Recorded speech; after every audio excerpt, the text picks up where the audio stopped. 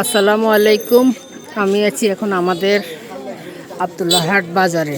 গতকাল রাতে 2টার দিকে এখানে আগুন লেগে অনেকগুলো দোকানপাট জ্বলে পুড়ে ছাই হয়ে গেছে। তার মধ্যে সাহিত্য চর্চা পাঠাগার সততা ফাউন্ডেশনের একটি দোকান সহ জ্বলে পুড়ে একেবারে ছাই ভস্মীভূত হয়ে গেছে।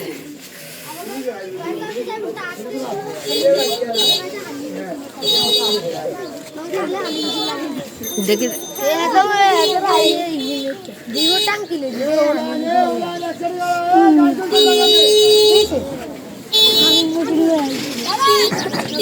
তোমরা সাইড দাও, সাইড দাও।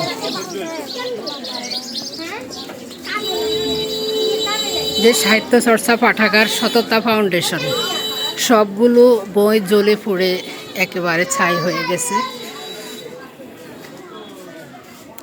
অবশিষ্ট আর কিছুই নেই।